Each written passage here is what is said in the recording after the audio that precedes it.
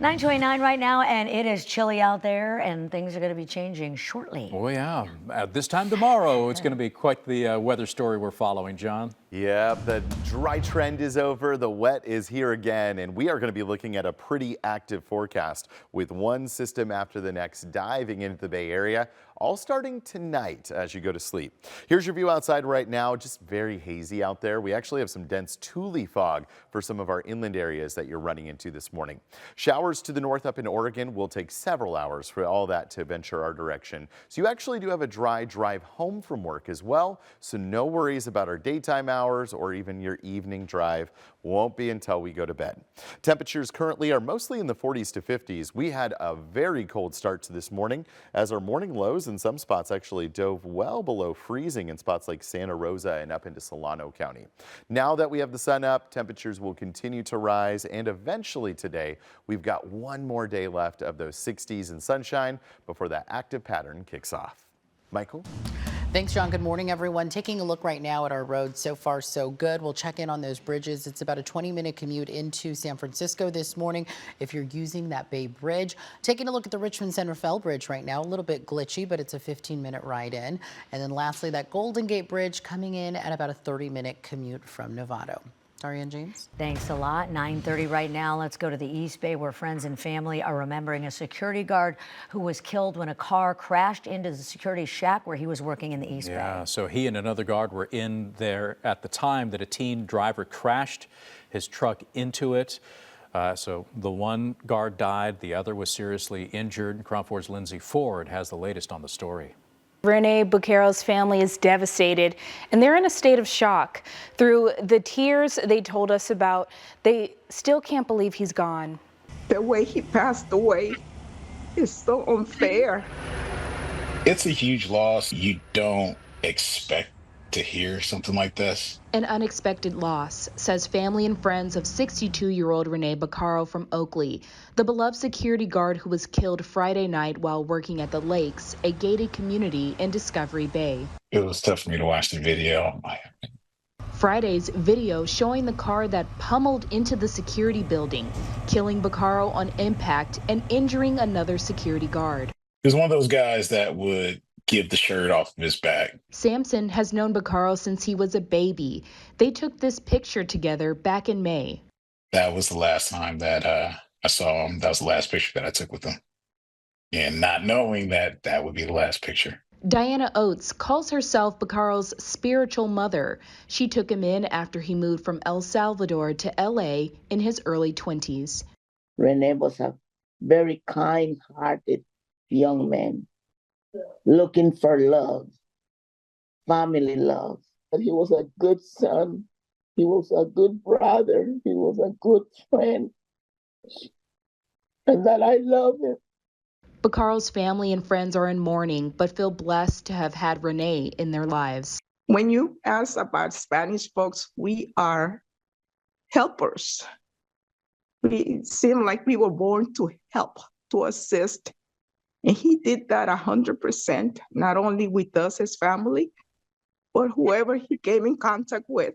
The family is currently working on funeral plans for Bucaro and now focusing on family time and healing. And I just want the world to know, reach out, forgive, forget, and move on, because the only thing that matters in life is family. That's it. That was KRON4's Lindsay Ford reporting. Police are still investigating what caused that crash. At this point, they say drugs or alcohol don't appear to have been factors.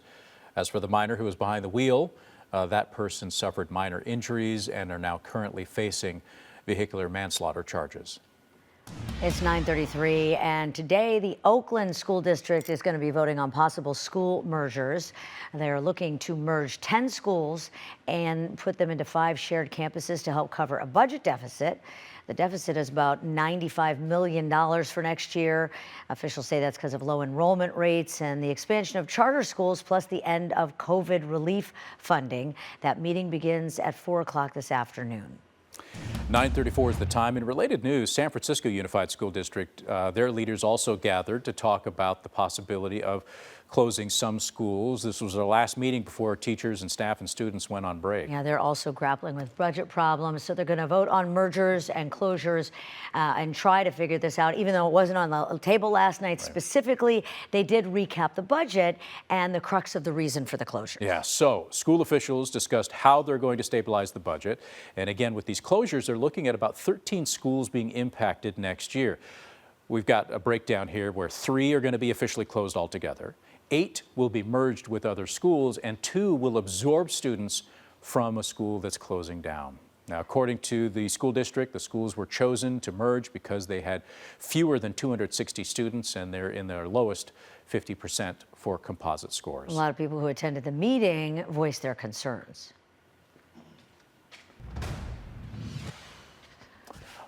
Coming up in the East Bay, we're going to tell you what's going on in Livermore, where police arrested a man who was stealing from multiple stores. And here's some of the stuff that they say he took from the stores in the Livermore outlet. This happened over the weekend.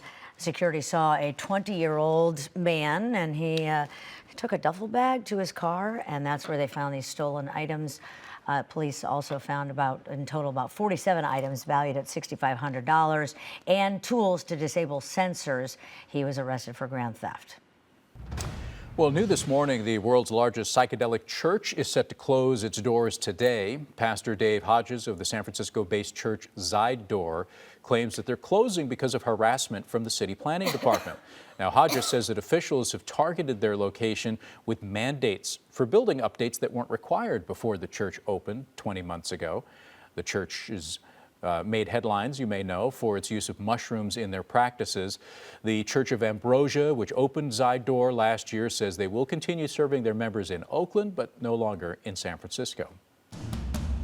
Tamalpais High School in Mill Valley and some other schools had to be evacuated. There were bomb threats yesterday that we'll tell you about right now. So at the Tam school, the kids were evacuated, and then authorities moved in. They investigated, didn't find anything. Here are a couple of students and their feelings.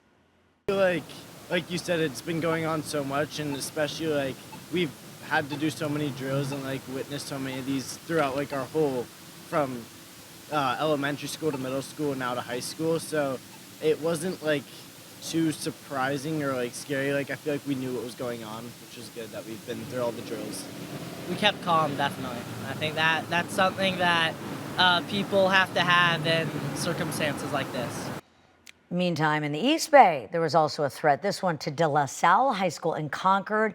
It was a similar threat. The school got a phone call around noon yesterday. Somebody said that there was a pipe bomb on campus. So students were evacuated immediately. Law enforcement moved in, but they couldn't find anything, and they gave the all clear around 2 p.m. And then in Burlingame, there was a threat as well. Somebody said there was an armed person near a local school. That was found to be a false report, and now local and federal investigators are checking all of these threats to see if they can figure out where they came from. Homeless advocates have sued the city of Novato. It's all in response to city officials passing an anti-camping ordinance with only 24 hours notice. They did this on Monday. Now, advocates for the homeless say that this ordinance makes it basically illegal for unhoused people to have the survival gear they need to get through the winter. They were, in fact, protesting outside City Hall last night in the form of a tent encampment. Freezing night right now. There's frost in the morning. This morning I woke up. There's frost all over the ground, and yet the city council is going to arrest people for having a tent and a sleeping bag. If people lose their sleeping bags and tents during these frost warnings, people are going to die. Well, advocates say the city will not follow or did not follow the procedures for passing ordinances, and that they didn't give the required 72 hours notice, instead just gave 24. In response, the city said, quote, Novato's municipal code already prohibited unlawful camping with limited exceptions. The city will also continue to partner with local organizations to ensure campers have access to necessary resources and support services, end quote. In a major victory for unhoused vehicle dwellers, the San Francisco Board of Supervisors has overturned the controversial ban on overnight RV parking. The ban, which would have allowed for towing of vehicles for those who refused shelter or services, was met with fierce opposition at the time. Advocates for RV campers argued it criminalized poverty without addressing the root cause of homelessness. The board's decision, they say, reaffirms the need for compassionate solutions like safe parking programs and housing rather than punitive measures. The coalition is now calling on the city to invest in long-term solutions to support those most vulnerable in their community. It's 9:39 and Boeing has laid off hundreds of additional employees in California and in Washington state. More than 500 workers were laid off in California and about 400 let go in Washington. Part of the planned cuts that they had to eventually reduce the company's workforce by 10%, or about 17,000 workers. The aerospace giant says it's an attempt to recover from financial and regulatory troubles as well as a recent strike. The San Jose Animal Shelter, which was criticized for unsanitary conditions and overcrowding, is looking to make some improvements. The shelter has a 130-page report that they're working with now, which found horrendous conditions for animals. It also found it was severely overcrowded. The division manager for the city shelter says that they actually welcome the report. It's long overdue, and they're going to do their best to recover. Those who've had interactions at the shelter are hopeful that things will change. I am very skeptical about it because government, bureaucracies, and once the limelight's off, you know, it's just so easy to let things fall, hold them accountable, be down there, be checking on it. From now until the first week of January, they're going to be hosting adoption events from noon to 6 p.m. every Friday, Saturday, and Sunday. That's at the corner of 3rd and San Carlos by San Jose State. And there are other dogs that need your homes. 27 Chihuahuas have just been found abandoned on the side of the road in Calistoga. They are now working to find them new homes. At first, those dogs were found in several crates last week by a Good Samaritan, and the Napa County Animal Shelter took them, but they're full. So they distributed some of those to Marin Humane, and they've already found some homes for these cute pups, but they are still looking for more. And they want to remind you that, you know, if you don't have a place for an animal, don't leave it on the side of the road. Not only is it illegal, but it's dangerous for the poor dogs. Abandonment is a crime. But really what we try to stress is that there are options. If people are feeling overwhelmed, they should always contact the shelter closest for them. Even though shelters are pretty full, they can always usually provide help. People should never resort to leaving animals on the side of the road. We're very lucky that these dogs were spotted really quickly. It doesn't always end so well.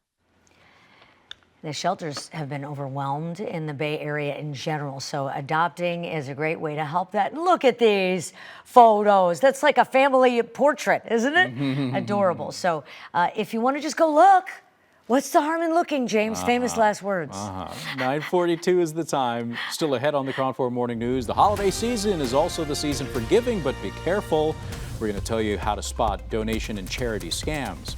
Plus, KRON4 is celebrating San Francisco, and our own Noel Bello takes us to Club Fugazi, where they're putting on a pretty big show. We'll tell you why.